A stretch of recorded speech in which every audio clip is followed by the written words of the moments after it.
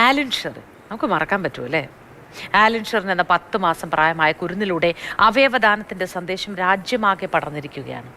അവയവദാനത്തെക്കുറിച്ച് സംസാരിക്കുമ്പോഴും അതിന് തയ്യാറാവുന്നവർ ഇന്നും എണ്ണത്തിൽ കുറവാണ്. അതിൽ നിന്ന് വ്യത്യസ്തമായി നിയമ പോരാട്ടത്തിലൂടെ കോടതിയുടെ പ്രത്യേക അനുമതി വാങ്ങി തീർത്തും അപരിചിതനായ ഒരാൾക്ക് വേണ്ടി സ്വന്തം വൃക്ക ദാനം ചെയ്ത ഒരു ഡോക്ടറുണ്ട് ബംഗളൂരുവിൽ. ഡോക്ടർ തങ്കം സുബ്രഹ്മണ്യം. കാണാം ആ നല്ല വാർത്ത. ഈ ഒരു ഡൊണേഷൻ ഇന്ന് I don't expect to change the world or anything. I just want എല്ലാവരും ഇതിനെക്കുറിച്ചൊന്ന് ചിന്തിക്കണം. മരിച്ചതിന് ശേഷം എൻ്റെ ബോഡി എനിക്ക് യൂസ് ഇല്ല. അപ്പം അതിൽ നിന്നുള്ള ഓർഗൻ ഞാൻ കൊടുക്കാൻ തീരുമാനിക്കുകയാണെങ്കിൽ 8 തൊട്ട് 10 പേരുടെ ലൈഫ് എന്നെ കൊണ്ട് സേവ് ചെയ്യാൻ പറ്റും. 1 ഡോണർ മെനി ലൈഫ്സ്. പേര് പോലെ തനി തങ്കമായി തിളങ്ങുകയാണ് സ്വന്തം ജീവിതത്തിലൂടെ ഈ ഡോക്ടർ. ഊരറിയാത്ത, പേരറിയാത്ത, തീർത്തും അപരിചിതനായ ഒരാൾക്ക് തൻ്റെ വൃക്കദാനം ചെയ്ത് സഹജീവി സ്നേഹത്തിൻ്റെ നല്ല മാതൃക തീർക്കുകയാണ് തങ്കൻ ഡോക്ടർ. ഒട്ടും എളുപ്പമായിരുന്നില്ല വഴികൾ. 2016 മുതൽ വൃക്കദാനം ചെയ്യാൻ ഡോക്ടർ ആഗ്രഹിച്ചു. പക്ഷേ സാങ്കേതിക തടസ്സം നിരവധിയുണ്ടായി. ഒരു ബന്ധവുമില്ലാത്ത ഒരാൾക്ക് വൃക്ക നൽകാൻ കർണാടകയിൽ നിയമം തടസ്സമായി.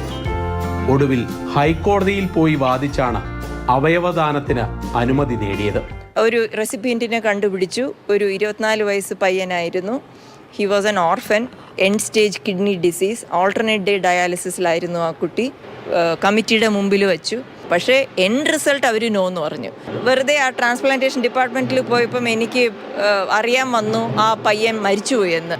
അപ്പം എനിക്ക് വളരെ ഒരു കുറ്റബോധം തോന്നി. ഞാൻ എന്തുകൊണ്ട് അപ്പോഴേ ഞാൻ ഫൈറ്റ് ചെയ്തില്ല. പിന്നെ കോടതിയിൽ പോയി. ജൂണിലാണ് ഫയൽ ചെയ്തത്. കുടുംബത്തിൻ്റെ ആദ്യ പ്രതികരണവും അനുകൂലമായിരുന്നില്ല. പിന്നെ ചെയ്യുന്ന കാര്യത്തിലെ നന്മ മനസ്സിലാക്കി കുടുംബം ചേർത്തു പിടിച്ചു.